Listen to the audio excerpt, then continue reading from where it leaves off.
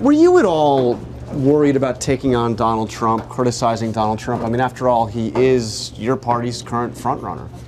You know, I was given an opportunity by Speaker Ryan and Senator McConnell to be able to say what I think. And that was a neat opportunity to be able to go ahead and talk about not just, you know, where we've been, but where we are and where we're going. And so we talked about a lot of things. Donald Trump was not the only person I talked about. I know people want to say that's what it was. He was one of the people I was talking about. But when you talk about the angriest voices, or you talk about the loud voices, it was also the situation that we had with Walter Scott.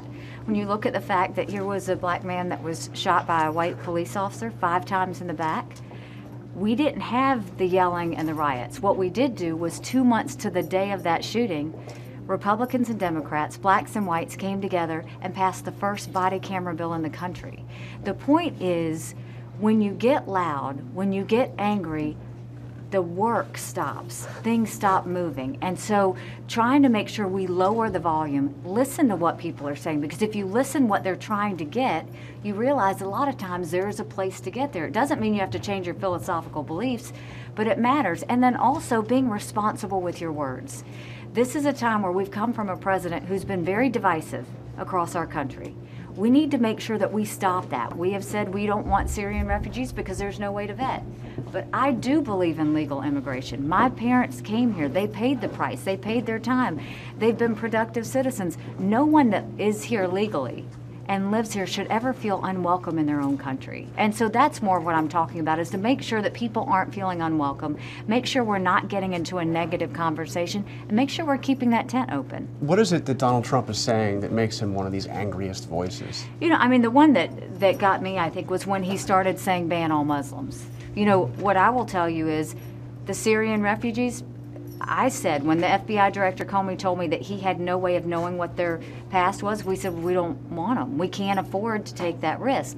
But when you've got immigrants that are coming here legally, we've never in the history of this country passed any laws or done anything based on race or religion. Let's not start that now. We've gone too far than to go back into a race and religion issue. Is Ted Cruz one of those angriest voices?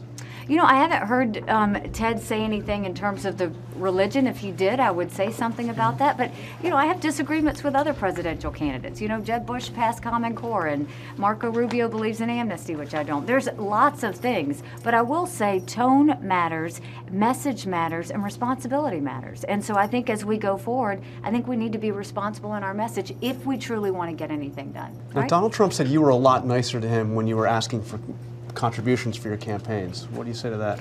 I consider Mr. Trump a friend. He was a supporter. He supported me in both campaigns, but just because you disagree with someone doesn't mean you're not a friend. And that's the thing, is you shouldn't take these things personally. You know, when I say it about my other friends that are running for president, they don't throw stones. And so what I would say to Mr. Trump is, don't take it personally. This is just something that we learned in South Carolina that I'm passing along. Take it if you want, and don't take it if you don't. But I think our country will be better if we take it. And you might endorse before the South Carolina primary? Yes, I might.